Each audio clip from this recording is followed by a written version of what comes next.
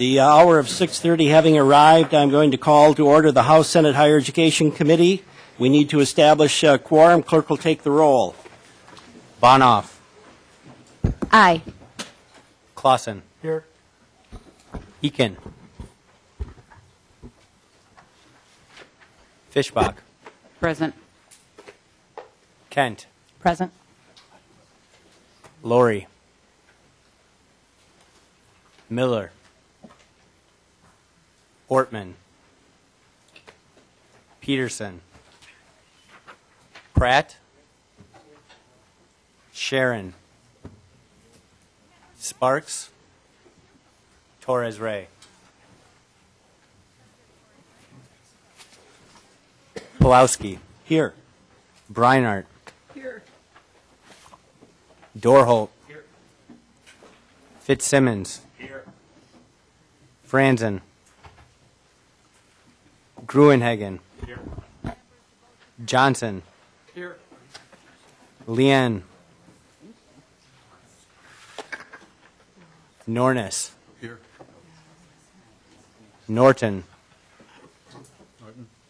Here. Poppy. Rosenthal. Here.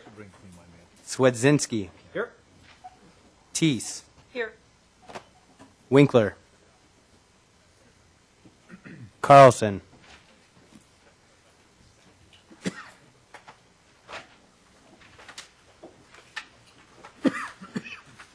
The clerk could report the number, please, of both the House and Senate. Combined.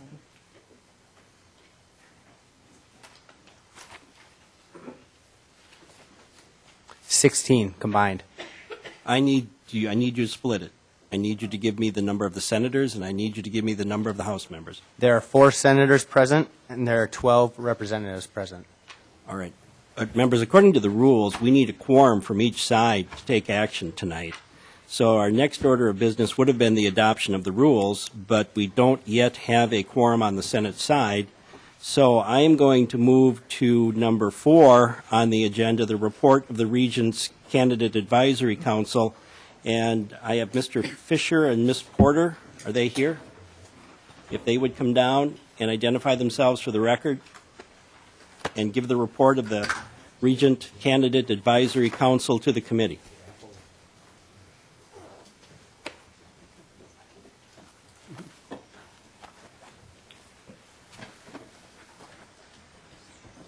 Welcome to the committee. Please identify yourself for the record. Yes, sir. My name is David Fisher. I'm a resident of Minneapolis, Minnesota, and I am Vice Chair of the Regents Candidate Advisory Council. I want to mention that our Chair, Pat Duncanson of Mapleton, Minnesota, regrets not being able to be here this evening. And I'm Harriet Porter, a resident of St. Paul, a graduate of the Carlson Executive MBA program at the University of Minnesota, and I am privileged to serve as the co-vice chair of the RCAC. Welcome to the committee, and would you give the report of the Regent Advisory Council, please? Yes, sir. Co-chair is Senator Monoff, Representative Pulowski, and members of the Joint Legislative Committee. Good evening. As I mentioned, my name is David Fisher. I am going to share the testimony tonight with co-chair Porter, and what I'd like to do is just give an overview of why we're here and what we've done. As you know, for calendar year 2013, there will be 4 positions on the Board of Regents of the University of Minnesota coming to term, 1 representing the 5th Congressional District, 1 constituting the seat reserved for a student of the university, as well as 2 at-large seats. And we have recommended candidates to this committee for each of these 4 positions. I think you likely have been briefed by your own staff concerning the process. Just as a reminder and to orient people who aren't familiar with the council, the Constitution does require 12 regents to be elected by a joint convention of the Minnesota legislature to sit on the Board of Regents with staggered 6-year terms for the purpose of governing the university. 1/3 of these individuals are elected every odd-numbered year. This being an odd-numbered year, we have 4 up for election. Minnesota law specifies that 8 of the 12 regents must reside in Minnesota's congressional districts, 1 in each district, and the 4 remaining are elected at large, one of whom is a student of the University of Minnesota at the time of election. Our Regent Candidate Advisory Council was established by the legislature in statute to identify, recruit, and screen recommended qualified candidates to this committee.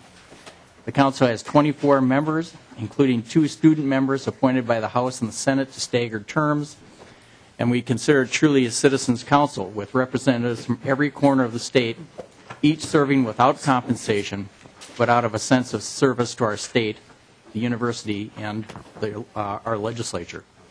As a part of its charge from the legislature, the council acts on your behalf to develop selection criteria for recruiting and screening Regent candidates. And we work with stakeholders on developing these criteria, and then go out to recruit the best candidates we are able to find to serve as regents. In all our affairs, the council operates under open meeting format. We publicly announce our meetings and are actively inviting comments throughout the process from key stakeholders in the regent candidate process to comment throughout that process. And finally, the council is charged to make recommendations to this committee, a minimum of 2 and a maximum of 4 individuals for each regent seat to be filled. On behalf of the RCAC, I am privileged to share with the committee that the council has prepared, adhered to, and submitted with its report to the committee its selection criteria for this year's candidates for the Board of Regents. These criteria were carefully prepared by a committee of the council and discussed, revised, and adopted by the council in open meetings during 2012.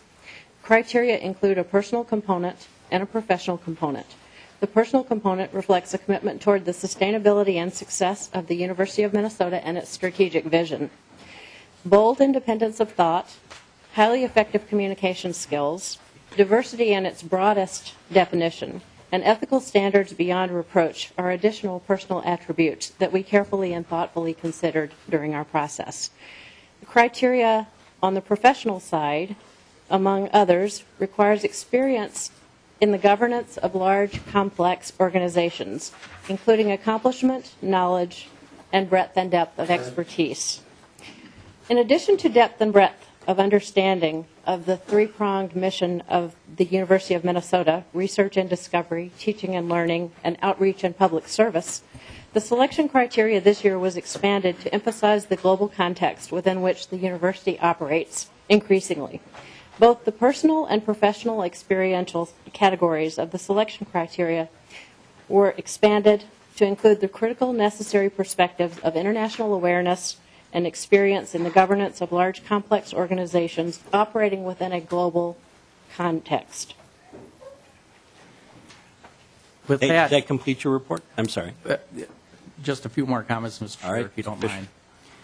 I did want to explain that using these criteria, and it's a role that I help fulfill as chair of the Committee on Recruitment, we did an extensive search of candidates across the state, the 5th Congressional District, and among students, in particular sending to 1,300 deans and student organizations information concerning the selection process on all campuses.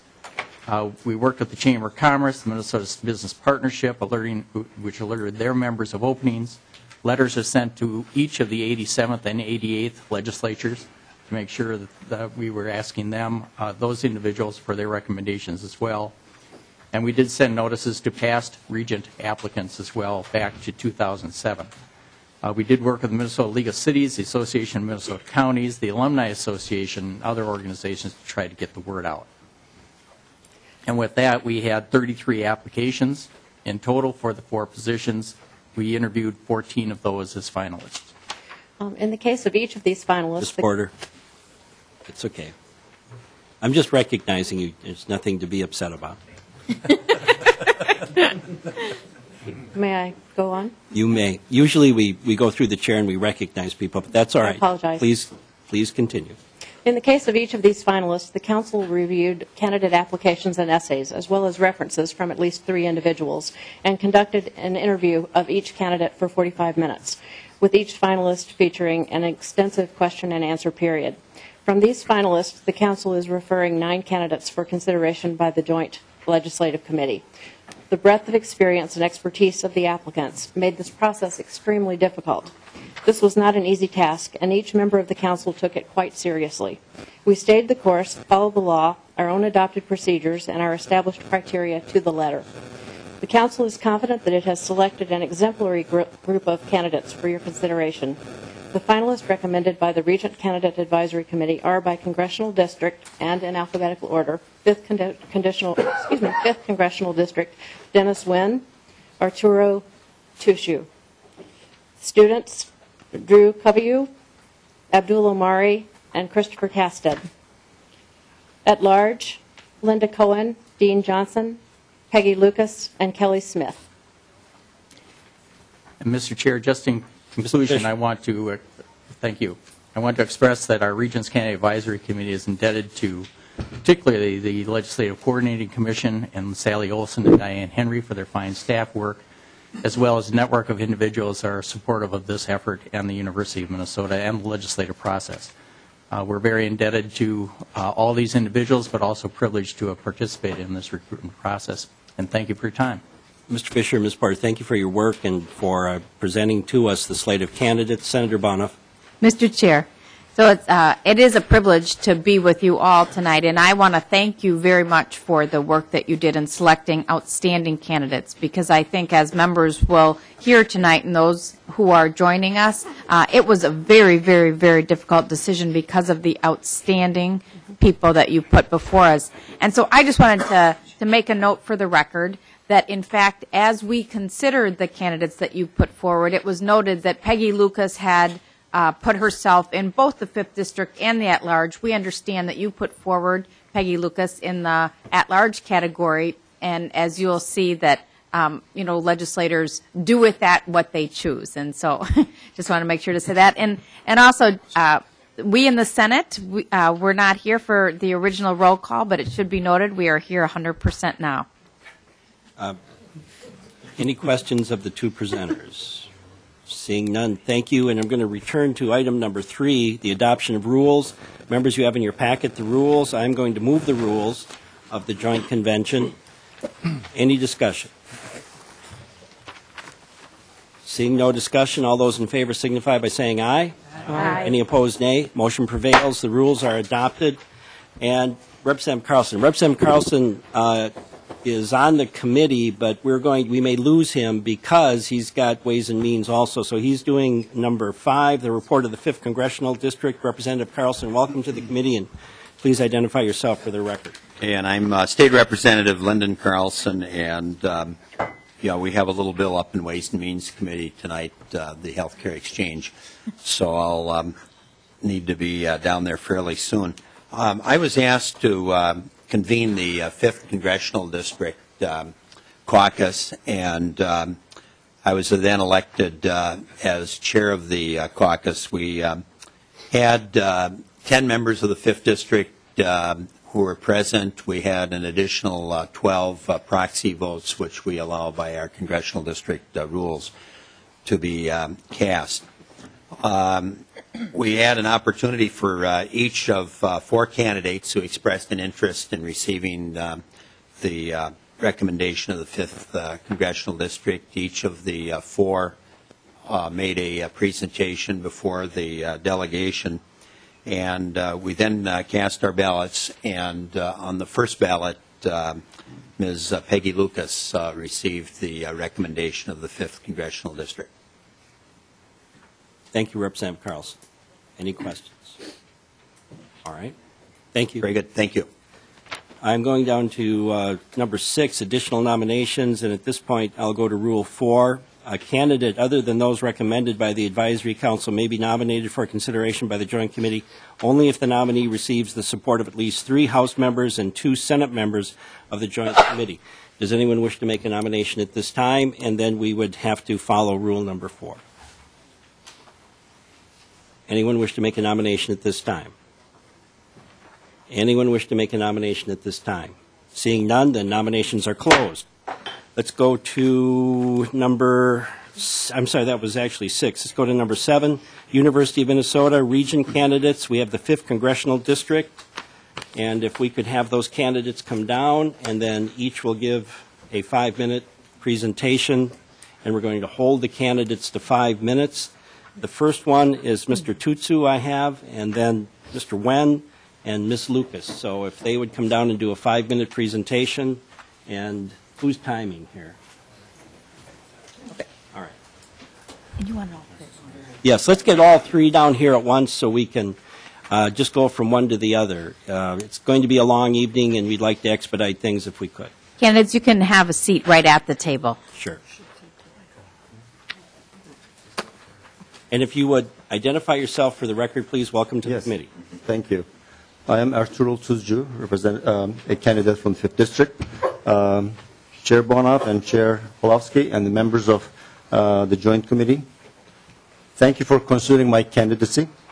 And I'm passing around the bio with the text of my talk tonight is also printed on the back. Please allow me to again put forth the principal elements of my background and life experiences that will inform my service on the Board of Regents. I believe they all fit well into the team environment, skills, balance, and diverse perspective needs of the 12 regents who govern the University of Minnesota on behalf of the entire state. I will present these to you in 4 bullet points. Number 1, as the head of Dayton's, Hudson's, Marshall Field's, Macy's department stores for the last 12 years of my career there, I presided over 35,000 team members, $3.3 billion of sales, and $1.1 billion in budget. I worked with board of directors, executives, hourly team members, commission team members, and union team members, and helped merge 5 companies during that span of time. After I left Macy's, I led LifeTouch Photography Company as their president and chief operating officer for 3 years, which conducted business in all 50 states and Canada and had $1 billion of volume. My point here is that I bring the leadership experience of large and complex organizations, which the University of Minnesota has become. And my hands-on experience and understanding of complex entities will be very helpful as a member of the Board of Regents. My second point, I am currently an executive fellow and an adjunct faculty at the Opus College of Business at the University of St. Thomas, teaching leadership courses at the MBA level. Having done this for 3 years now, I understand how teaching needs evolve with technology, or needs to evolve with technology and available, as well the way young people learn today. Also, I see the other side of the token as an executive coach to high-level executives, where I see what is relevant in business today and how we need to evolve our higher education system to meet the needs of today's environment. So, as I continue my real-world business, as I combine my real-world business experience with the first-hand knowledge of how our education system needs to evolve, I feel I bring 2 key foundational elements of experience and knowledge to the regent position. Number 3, from all the board of directors experiences I had to date, serving for 8 years on the University of Minnesota Alumni Association Board of Directors was the most rewarding. I learned a great deal about how the university functions and how complex it is, but also what a great institution it is. During my last 3 years as chair-elect, chair of the board, and immediate past chair, we met with 3 top regions quarterly, which we called 3x3, and exchanged information and ideas, which gave me the insights into the Board of Regents. My passion and desire to continue serving my beloved university is not new. Now I want to serve it even at a higher level as a regent. My last and the 4th point, I want to make a point about diversity. We all know and see the changing demographics around us. So the issue of diversity is an important one for the U as well. I hope you don't see diversity only as an issue of gender. I bring an international background, represent religious diversity, and cultural diversity which have merit beyond gender. I hope the 4 points I make here about my differentiating attributes convince you of the value I can bring as a regent. Thank you for the opportunity to share my background with you. I am fully prepared to make the intensive time, energy, and skills commitment that is demanded of this high honor. Thank you again for considering my candidacy. Thank you, Mr. Tuzcu. Thank you. Mr. Wen. Welcome to the committee, and please identify yourself for the record. Good evening. My name is Dennis Nguyen.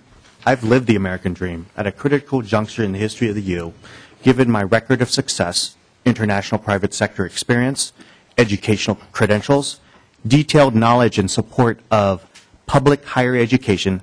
I am offering myself up for election to serve on the University of Minnesota Board of Regents. I began this Regent campaign with a singular focus on wanting to serve our university and our state. I am proud of the bipartisan campaign I've assembled. I've individually have met up with over 90% of the 201 legislators in the Senate and the House. Along the way, I've secured endorsements ranging from Speaker Paul Thiessen in Minneapolis, to Senator Fung Her in St. Paul, to Senator Julie Rosen in Fairmont, to Hussein Samatar of the Minneapolis School District Board, the first Somali publicly elected official in Minnesota, to the Council for Asian Pacific Minnesotans, to the Hmong American Partnership, to Matt Rao, a member of the U's last Big Ten championship football team, and finally to Michael Drake, Chancellor of the University of California, Irvine, and one of the very few African Americans to lead a major public research university. The bipartisan nature of my campaign is a testament to the type of regency I would lead. In my eyes, there would be no differentiation among Democrats and Republicans, urban nor rural, north nor south, in serving the Board of Regents. Rather, we are only proud Gophers. Many have asked why I would take 2 months of my life running for this volunteer position. Well, it is because of my passion for the university and wanting to give back to my state for all the wonderful things it's given me. Because if it were not for the scholarship that I received in the mid-1990s to attend the University of Minnesota Law School, it is safe to say I wouldn't be sitting here tonight asking for your vote. A brief description of myself. I am the son of working-class Vietnamese refugees who came to California in 1975 at the age of 5. Second, I'm the father of 4 young children ranging from 13 years of age to 11 months. Third, I fervently believe that higher education can promote social justice and social mobility. I earned double bachelor's degrees in economics and Chinese literature from the University of California, Irvine. I earned a master's in international studies from the Johns Hopkins University in Washington, D.C. I earned a Juris Doctor from the University of Minnesota Law School. And finally, I earned an MBA from the University of Chicago. Fourth, I run an international private equity investment firm based here in Minneapolis, possessing over 16 years of executive management and corporate board director experience. I've taken 5 companies public via initial public offerings in Hong Kong, Singapore, London, and the United States. I've served on 10 companies' boards of directors. Fifth, I'm a passionate supporter of my alma mater, the University of Minnesota. I am a former law school adjunct professor. I currently serve on the law school board of advisors. Sixth, I'm currently an active member of various academic and nonprofit boards, including the University of California Irvine Foundation Board of Trustees and the Minnesota Historical Governing Board. My campaign focuses on 3 main themes. First, I will utilize my finance acumen. Look, I've spent the last 16 years of my life investing in entrepreneurial companies, growing revenues, finding inefficiencies in large organizations, and yes, cutting costs. Exactly the types of skills that we need today for someone to sit on that University of Minnesota Board of Regents.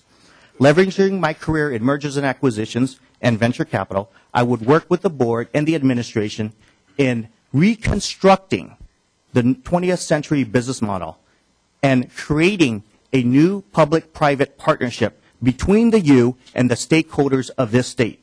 We need to resolve the U's funding issues, develop additional revenue streams to meet the needs of an increasingly complex research organization, find new business partners, streamline administrative costs, and finally lower the cost of tuition. Additionally, I can authoritatively approach the issue of board governance given my experience on corporate, university, and academic boards. Second, I will leverage my international experience. Although raised in the United States from the ages of 5 to 22, I was born in Vietnam and have lived more than half my adult life overseas. I intend to seek new partnerships with other centers of academic excellence throughout the world. Finally, I will be an advocate and a role model for historically disenfranchised communities. In doing so, I hope to increase access and financial aid to the U for such communities. I trust you all now understand why I'm running for Regent. It is my passion, my experience, my readiness to contribute, and my understanding of the issues that make me uniquely qualified to serve on this board. I humbly ask for your support and look forward to answering any questions that you may have. Thank you. Thank you, Mr. Wen. Nice timing, too. Ms. Lucas, welcome to the committee, and please identify yourself for the record.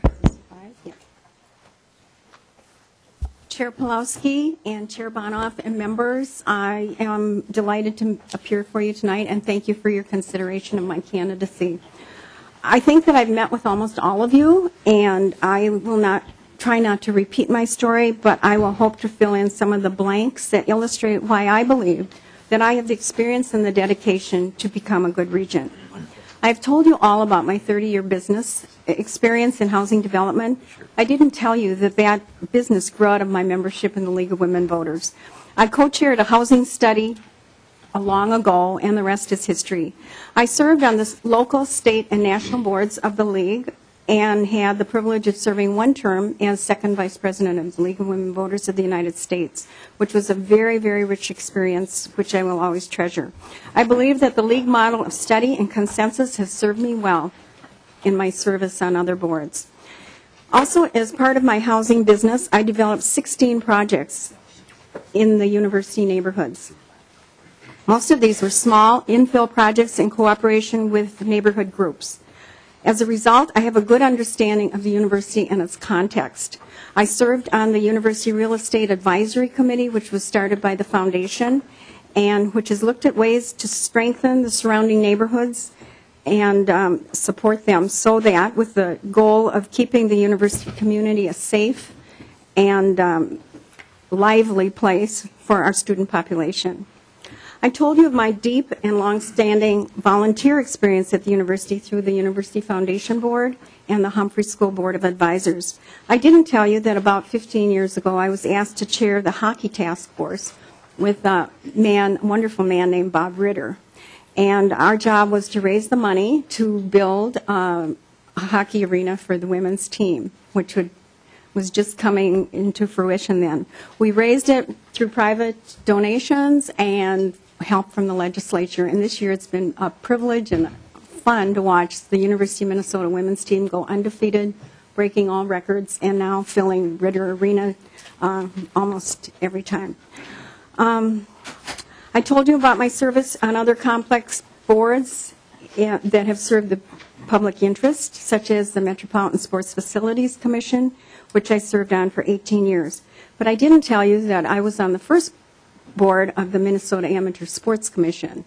And in those days, I chaired the committee that built the facilities. And I remember I was visiting with Paul Erickson in the hallway the other day, and we remembered how we bought the sod fields around there, which now are the National Sports Center.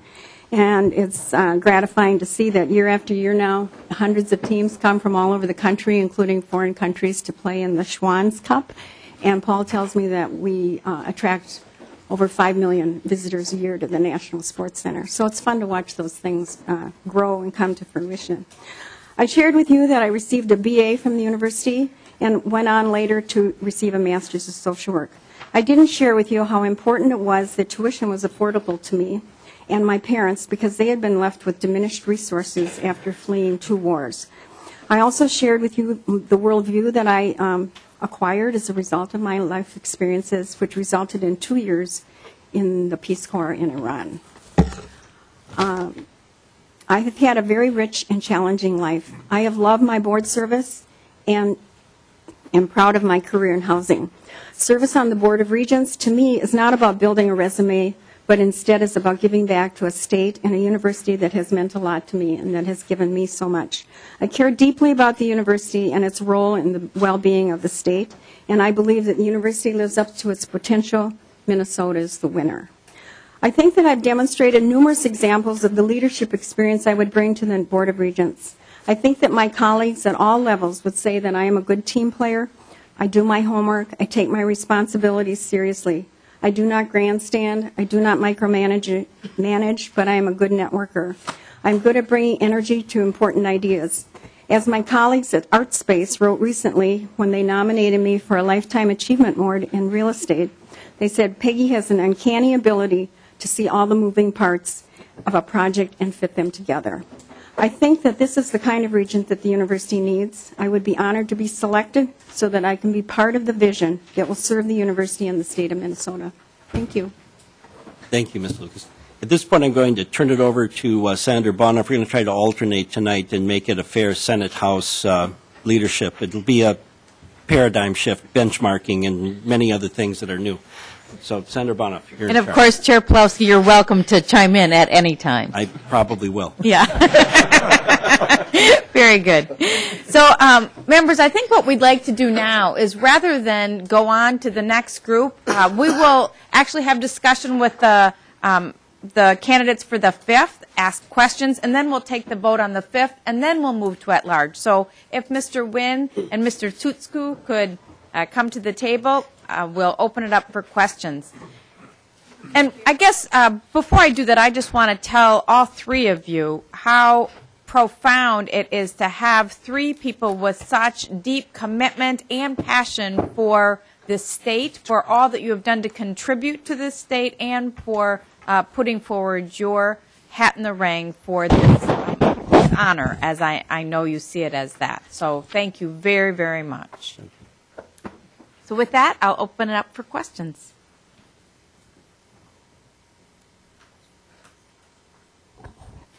Representative Poppy.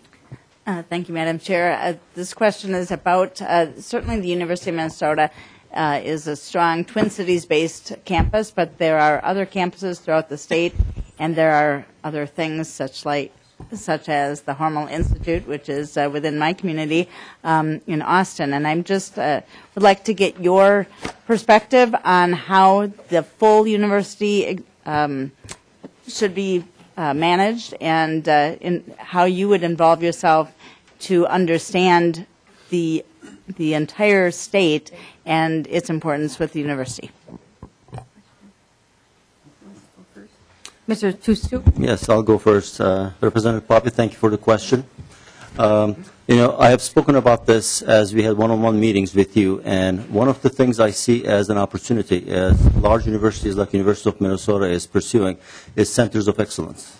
Especially this relates to the 5 campuses, and trying to concentrate certain subjects, not 100% of all the subjects, but certain subjects on a certain campus, so we can put all of our capital dollars and our best teaching forward to be able to create the best possible education within one centers of excellence rather than 2 or 3. So that is an opportunity we have to be able to reduce costs and also increase efficiencies and also excellence. And on the other hand, the outreach, the outreach component of it, as you have mentioned, 16 outreach components, which includes Hormel. And these are some terrific opportunities for us to be able to expand the reach of the university, to be able to do research and also involve other communities other than the communities that have these 5 campuses, to be part of the university's vision of research and outreach. So I see those as very vital overall for the excellence of the university going forward. So those are 2 ideas. Thank you. Well, I've Wynn. always been taught to let the lady go first, so I'm going to let Ms. Lucas go ahead. Ms. Lucas. So kind of you. And I have a soft voice. Well, I thought that it was, when you look at the map, I think it's very important that we see these 4, 5 pieces of university that pretty much cover the state. And I think I agree with Arturo there that the specialties make make the whole thing work. I know that important research comes out of the University of Duluth. I was up at Lake Superior last year and listening to, they have a grant for studying all the Great Lakes, and it was including Lake Superior, Lake Malawi, and so forth. And they have a robot that goes up and down the lake. And really important research can come out of all 4 corners. Rochester certainly has a niche. Crookston is a jewel, I think, in its own way. So I think that making the most of all of these branches is how the university will be great. It certainly can't be great just for coming from the Twin Cities, even though I understand most of the research dollars come in there. Mr. Wynn. Representative Poppy, I would answer this question multifold. First, this is one of the things I think the University of Minnesota mission is a three-part mission: teaching, outreach, and of course research. Look, I'm a businessman. We have a 5-part, sometimes 6-part university, if you include the St. Paul and Minneapolis campuses. I think there's two main issues that we are looking at for the U today. One is growing new revenues, and then two, looking at rationalizing costs. Maybe it's something to consider to have certain campuses of the University of Minnesota focus on certain strengths. And so I'm not suggesting we move wholesale departments to different campuses, but the focuses would help rationalize costs. And then as we focus on certain things, for example, with our extension and outreach, maybe we could go and work with our corporate partners and help them, have them come collaborate with us in developing new revenue streams. Maybe that's a way to take care of certain costs and grow revenues. And so that's how I would look at it. Looking at we need to invest in outreach, invest in extension, because look, at the end of the day, the University of Minnesota is an economic engine of our state. We can't have it not do well in outstate Minnesota. It has to do well both metro and outstate. But given where we are in terms of budget issues here here in the state legislature, this new public-private partnership, which I've been proposing, maybe that's something that we should look at. Representative Breinert. Thank you, Madam Chair. I'd like you to briefly comment on the appropriate role of the Board of Regents in relation to the university budget and how you would differentiate between oversight and micromanagement. Mr. Wynn? The Board of Regents, we are a governing board of the university, representative. In terms of the actual budget, we've hired a university president and very capable administrators in coming up with a budget. We at the board would work very closely with him in looking at his strategy and his overall macro view on where to take the university, and we would approve such strategy.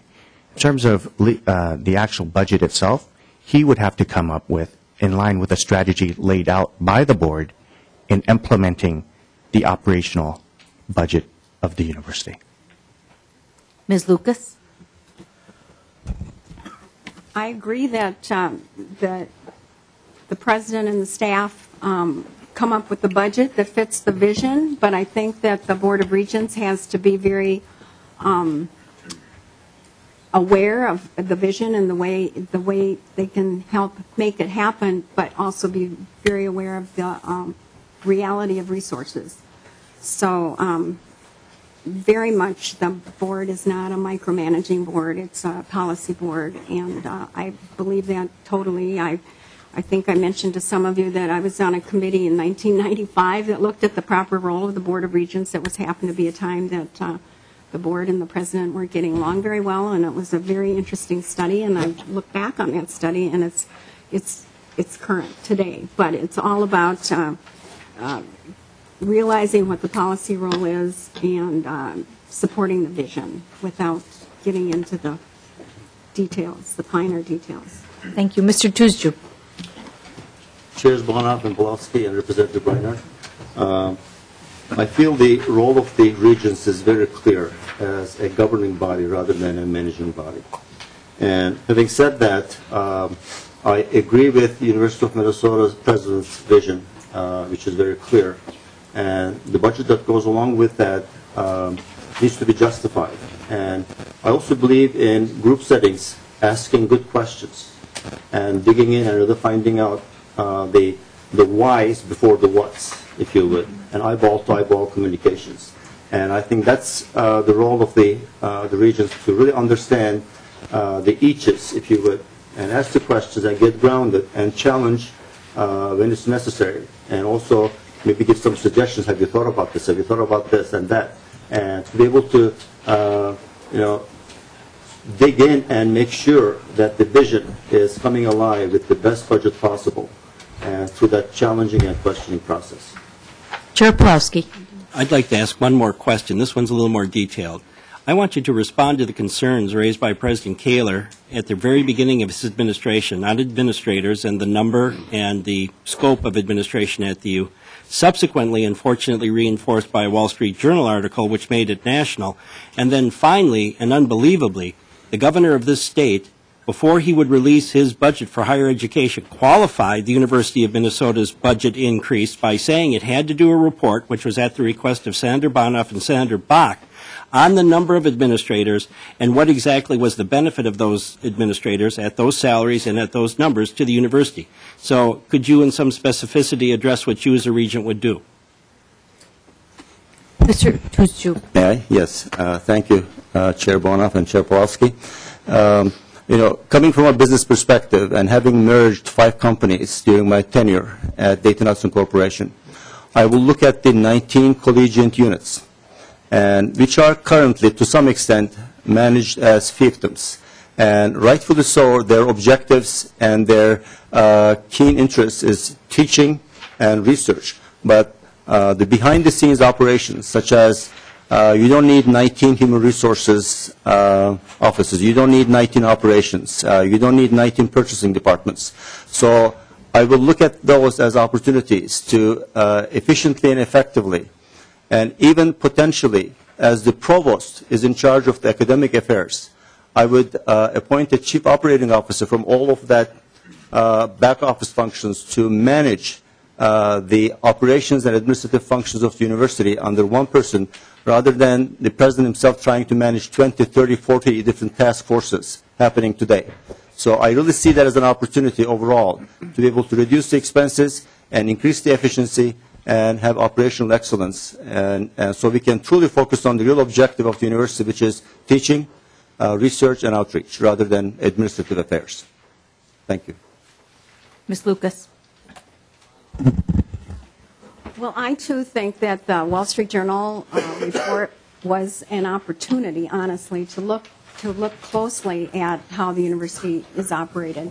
I was at the foundation board meeting last week and heard the president's explanation of which is in many ways makes sense, but I think we need to look deeper than that. And I agree that the 19 units, how much duplication there is, I think that hopefully will come out of the president's hiring of a consultant to look at span and reach.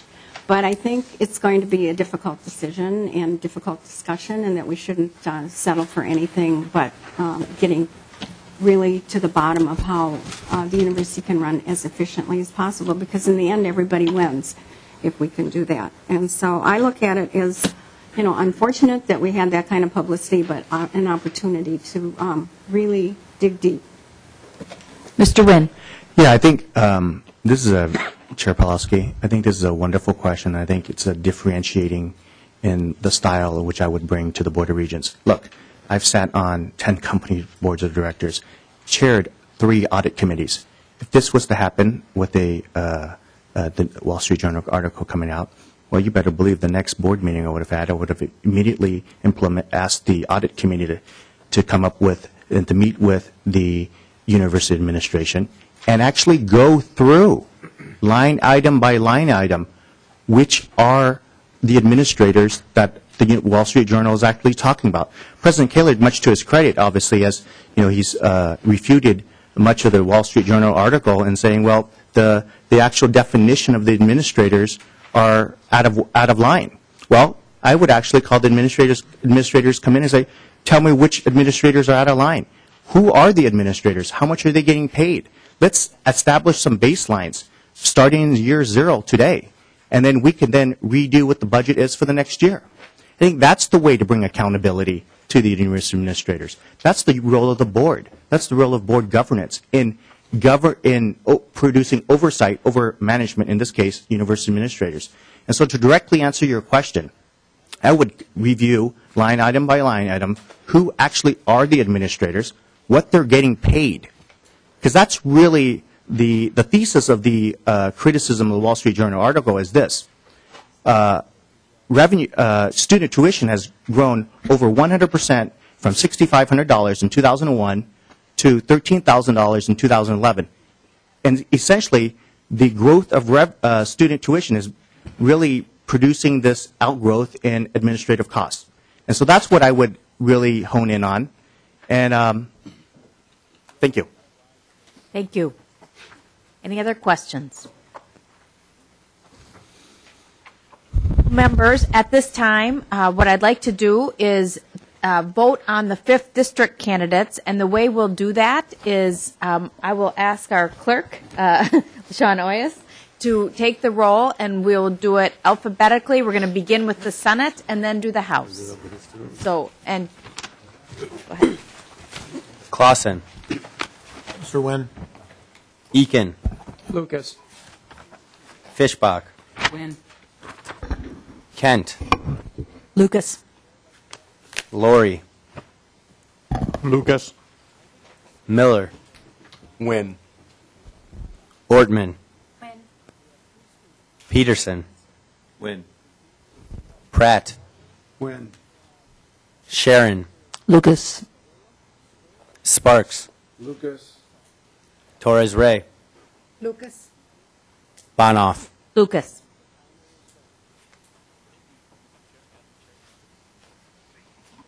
Breinert. Lucas. Dorholt. Win. Fitzsimmons. Win. Franzen. Win.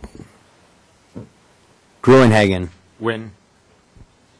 Johnson. Lucas. Lien. Lucas. Nornis. Win. Norton. Lucas. Poppy. Lucas. Rosenthal. Win. Swedzinski. Win. Teese. Win. Winkler. Lucas.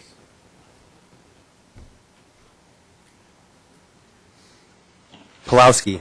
Lucas.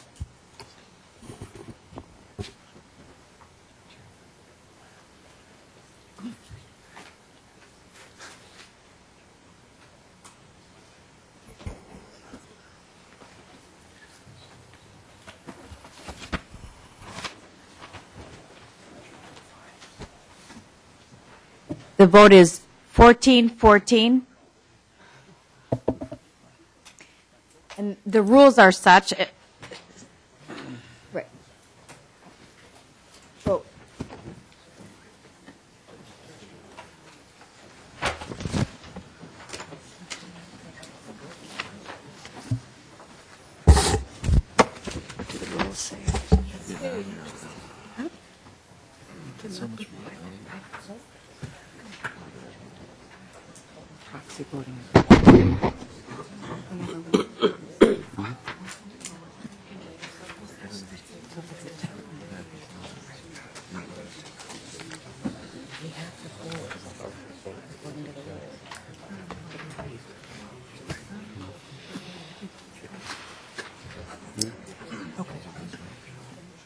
What's the process for the continuation? You make the move. Sure.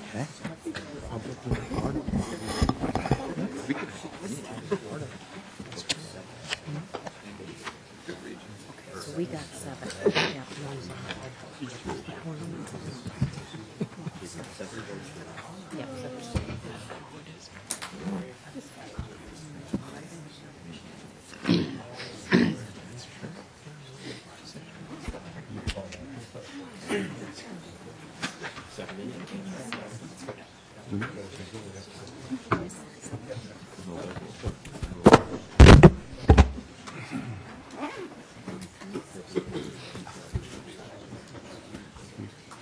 Members, well, it was a tie overall. What the rules state is that it is what is required is a majority in each body. So there being 7 for Ms. Lucas in the Senate and 8 for Ms. Lucas in the House, that would mean that Ms. Lucas won that vote.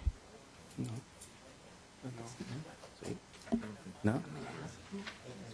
8 for win. Oh, 8. Oh, I'm Yeah, 8 for win. Madam Chair? Madam Chair? I apologize. I had the vote totals wrong. So there being 7 in the Senate, and that was for Peggy Lucas, and there being 8 for Dennis Wynn in the House. So How many total votes? There's got to be a majority in each house. Madam Chair? Senator Wortman. Could you just tell us which rule it is that you're applying to the voting? Rule number 2, Senator Wortman. In voting, a majority of votes cast from each body. Oh, I'm sorry. A nominee, number 13, a nominee must receive a majority vote of members from the House and a majority vote from the members of the Senate in the Joint Committee in order to be recommended to the Joint Convention. And Senator Ortman. Madam Chair, could you apply your reading of the votes to rule number 13 to explain to us how you've concluded that? Right, and so, Senator Ortman, did you understand first that I misspoke? Right. Okay. So your current ruling, if you would just apply it to how this works. So my current ruling is that in the Senate, the majority was for Ms. Lucas. In the House, the majority was for Mr. Wynn. So we're going to need to do the vote again. And according to the rules, a third candidate would drop off. With all due respect, Mr. Tutsu, that doesn't change the voting in this particular case. But we will, but thank you very much. Thank you. Yeah. Madam Chair? No, go ahead. Can you just explain what happens if no candidate meets number 13? It goes to the vote on the floor. There's no recommendation. There would, so Senator Ortman, what I'm being told is there would be no recommendation. Thank you. Madam Chair. Senator Fischbach. Madam Clerk, just for clarification, could you tell me the number of members of the House committee? I can't, because I'm not sure how many are supposed to be here, and... Senator Fischbach, there are 15. 15. Thank you. Representative Winkler. Madam Chair, as I read Rule Number 10, it says the voting process will continue until a nominee receives the necessary votes to be recommended. Let's go on. So it would seem to me that we are here until someone changes their vote. I vote to suspend the rules. Or loses the battle of sitting.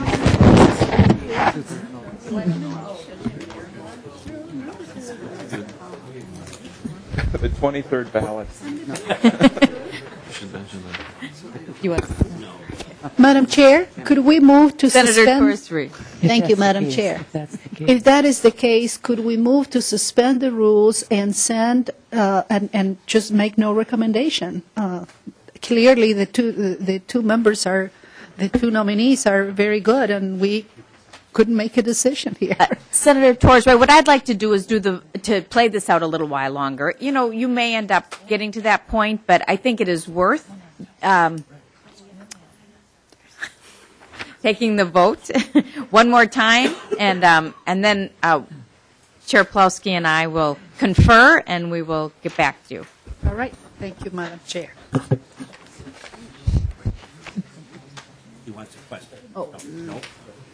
No. Okay. No. Okay, just now. All right. So I'm going to ask the clerk to take the roll one more time. Could we ask questions? Clausen. Mr. Wynn. Eakin. Lucas. Fischbach. Win. Kent. Lucas. Lori. Lucas. Miller. Win. Ortman. Win. Peterson. Win. Pratt. Win. Sharon. Lucas. Sparks. Lucas. Torres-Ray. Lucas. Bonoff. Lucas. Breinert. Lucas. Dorholt. Win. Fitzsimmons. Win. Franzen. Win. Gruenhagen. Win. Johnson. Lucas. Lien. Lucas. Nornis. Norton. Lucas. Poppy. Lucas. Rosenthal. Win. Swedzinski. Win. Teese. Win. Winkler. Lucas. Pulowski. Lucas.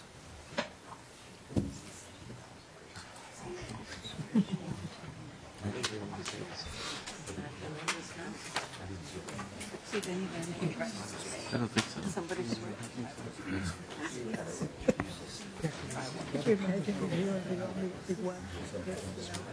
Could you imagine being on that seat? I think we should motion. If you're not going to motion, I'll motion.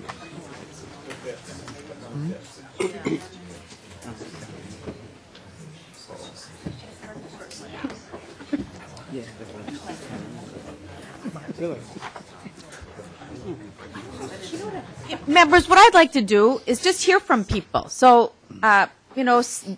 Senator Torres Ray said she thought we should suspend the rules. We have the rules. Let's have some discussion. Madam Chair, did you announce the vote? Oh, I'm sorry. Yeah. Before we move on? Thank you. Members, the vote did not change.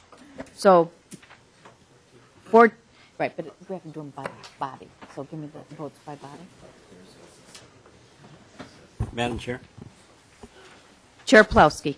Madam Chair, I'd like to have Mr. Gehring explain the statute, because there is another way here. And let's have Mr. Gehring explain the statute.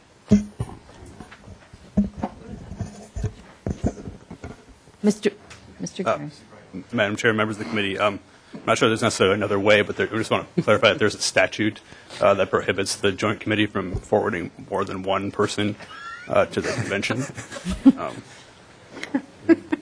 So there is an issue about the legislature being able to establish its procedural rules. It may be able to sort of supersede the statute procedurally by sending two members, but just I want to make the committee aware that if you choose to do that, that it would be against what the statute says currently.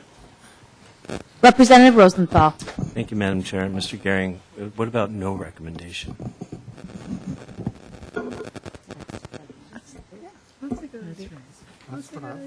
Madam Chair, Mr. Gehring. Madam Chair, Representative Rosenthal, there's no requirement in the statute that the committee recommend anyone. It just says you may not recommend more than one person. There you go. But as Representative Winkler pointed out, there's the procedures in the rules that have been adopted by the committee that require continual voting. Senator Peterson. Madam Chair, I'd like to make a motion that we suspend the rules and advance both candidates without recommendation. Discussion. Madam Chair? Senator Fischbach. Can we do both? I guess even without recommendation, I would clarification on that. I think you just make no recommendation. I think would be the... Mr. Gehring. Madam Chair, the text of the statute says the Joint Committee may recommend no more than one candidate for each vacancy. So if the committee decided you are not recommending a candidate, but merely forwarding the candidate on. Madam Chair, how about Senator I move that we make no recommendation. And Senator Fischbach. Madam Chair, I'm sorry. I believe the motion would originally be to suspend the rules. Right. And so we would have to vote to suspend the rules in order to do that. I'm sorry, Senator Peterson. It's the Senate now.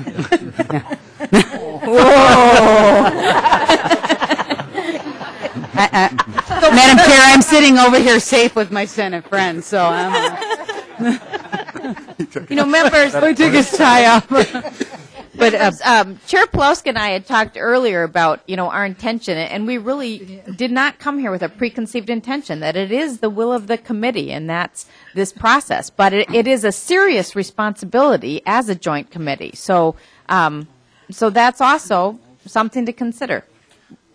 Madam Chair, if this is the process... Representative Norris. If this is the direction we're going, do all three of the candidates then Are they eligible to be involved, or is it just two finalists? Representative Nornis, if we are suspending the rules, then all three would go forward without recommendation. That's right.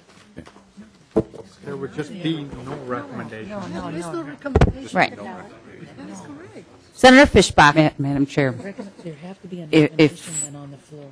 we can vote for whoever we want on the floor. I mean, they're not bound by the committee recommendations. So, yes, all three or however many else you want would be, you can vote on the floor however you want. So it's just a recommendation. But Madam Chair, I believe. We're in discussion. Well, The motion. but Senator Peterson, had a motion on the floor. Right, and then I said discussion on the thank motion. you. This is, so members were on discussion on Senator Peterson's motion, which was amended by Senator Fischbach's motion, correct? Madam Chair, no, I did make a motion. I was just suggesting that potentially that was not the correct motion to make. But if Senator Peterson wants to amend the motion, that's fine. But I didn't make a motion. Senator Peterson?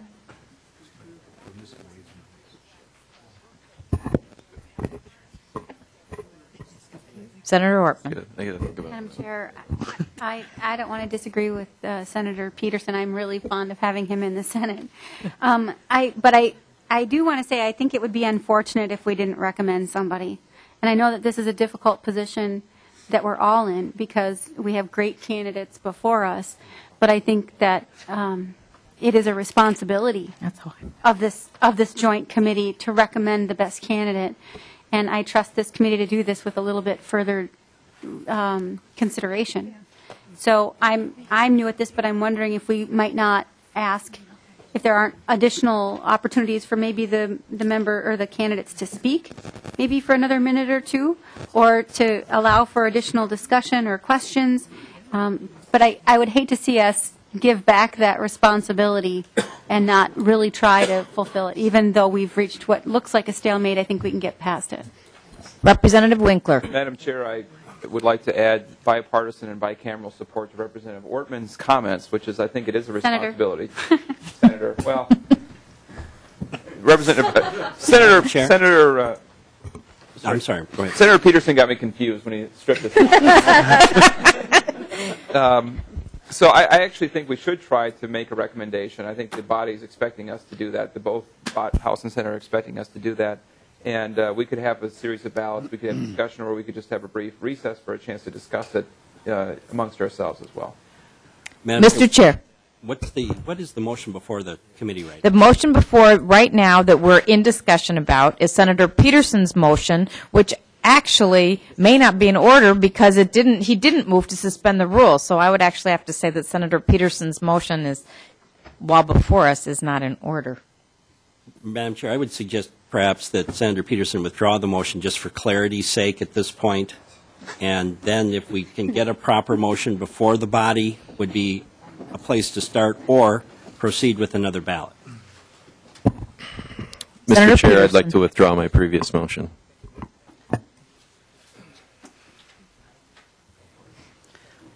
Senator Torres-Ray.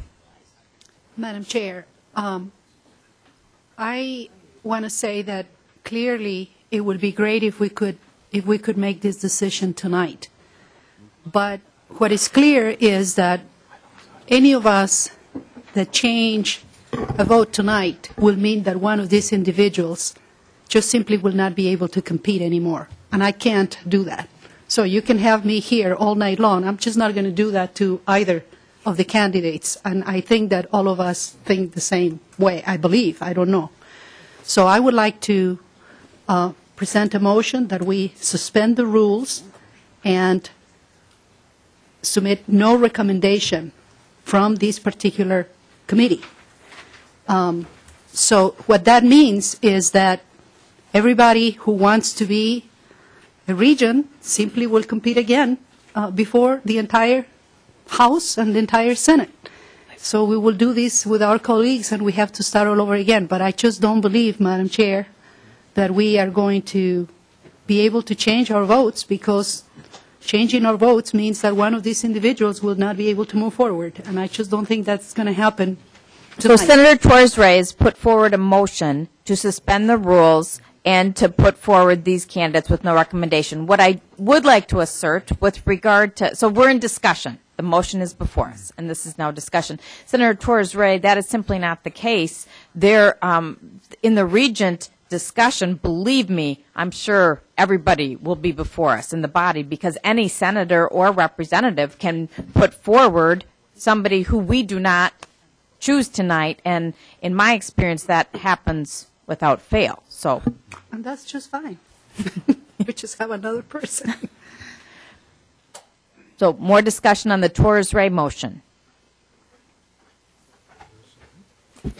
Go ahead, Representative. Yeah, is that motion so for all three of them to advance?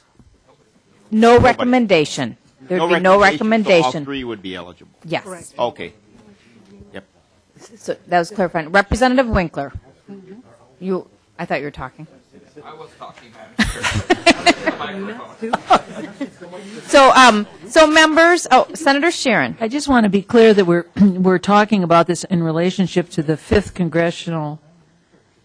District Congressional. Yes. Only. Yes. In this motion.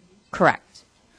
And members, I'm going to not support the Torres-Ray motion and say that it is our responsibility in my view, and I would be more in favor of having a brief recess and talking to each other, but again, it'll be the will of the committee. Yes, Representative Nornes. Madam Chair, I was considering, or would like to offer to suspend the rules and also then have a secret ballot. Suspend the rules to enable you to have a secret ballot. So Mr. Representative Nornes, so Senator Torres-Ray's motion is on the floor, and so we would need to act on that motion first. You can withdraw your motion. Madam Chair. Senator Torres-Ray. I would like to withdraw my motion to proceed with the secret vote. If the committee wishes to proceed with another vote and then reconsider to have the motion afterwards if we're not able to make a decision. Madam Chair?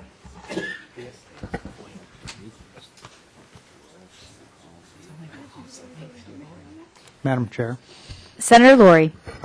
Twice now there's been a recommendation that we consider recessing for a little while, to just caucus and see, not adjourning, recess for a little bit, and seeing if maybe this logjam could be broken. And I think that bears some consideration before we act to suspend the rules. I mean, I've done this a couple of times now, and you know, the open vote process, I think, is important. It may come to a point where we need to suspend the rules to get through this, but I think we should try to exhaust all other options before suspending the rules and try to operate within the rules, and a recess would be fine, and would just like the body to consider going that route instead first.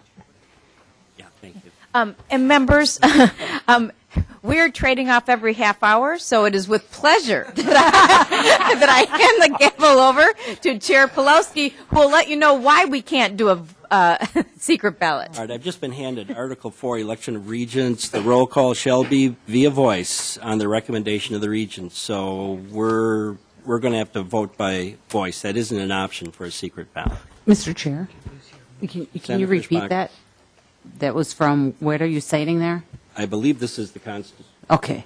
Joint rules. It's a joint rules. of the Joint House rules, and Senate. okay. Yeah, Thank you. So we're in tough shape on that one. But now, Mr. Chair, would that be referring to the vote on the floor, or do they how are they referring to committee and floor, or how would you read that? I guess I don't have it in front of me.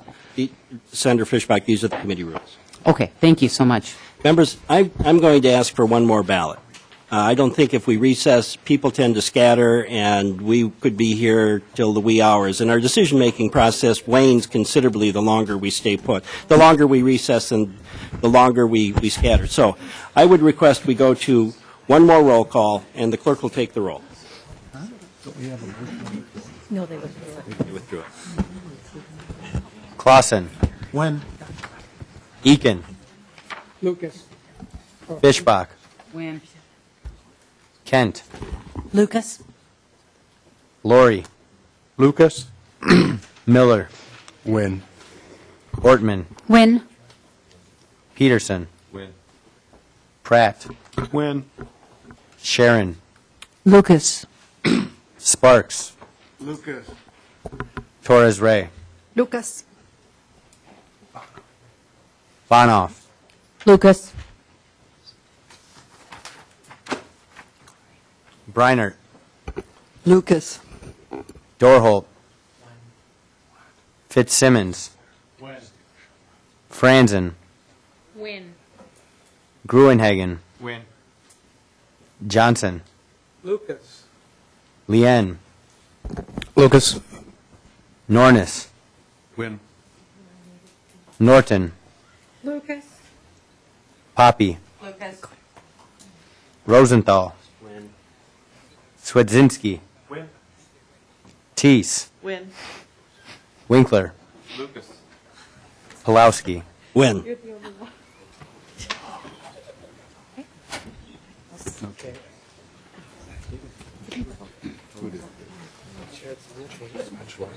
Mr. Chair, in the House, Peggy Lucas received 7 votes and Dennis Nguyen received 8. In the Senate, Peggy Lucas received 7 votes and Dennis Nguyen received 6. No. That's not right. That doesn't make sense. We're still short. The same. There's no majority. The same. Members, seeing that there is no majority from each side, then I would suggest what we do is there will be no recommendation coming out of this committee. That can't be right. That can't be right. Are those numbers correct? I don't understand.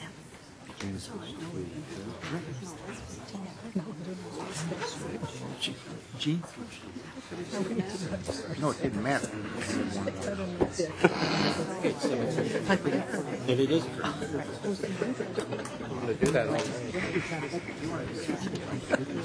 Wait.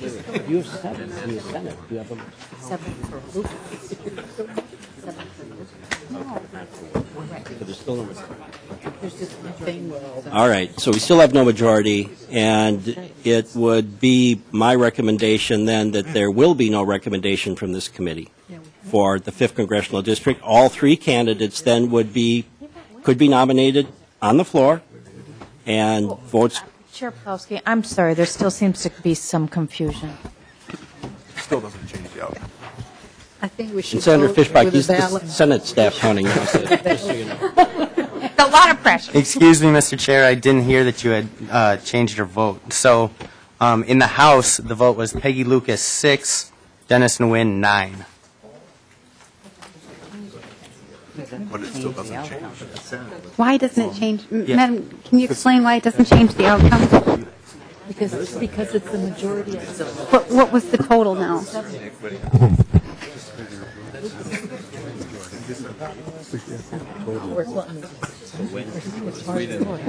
We didn't. Majority vote. It was the House. It was the House. This is 13, this is Senate. Lucas had the majority in the Senate. So We should do ballots. We can't. But it has to be a voice vote. It's the law.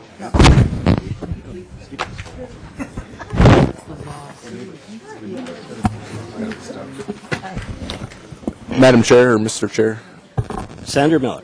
I'd like to move for a 5-minute recess. All right, we're going to recess for 15 minutes. We're going to go till 8 o'clock, and we're going to regroup at 8. We will start sharply at 8, everyone. Back in their seats at 8.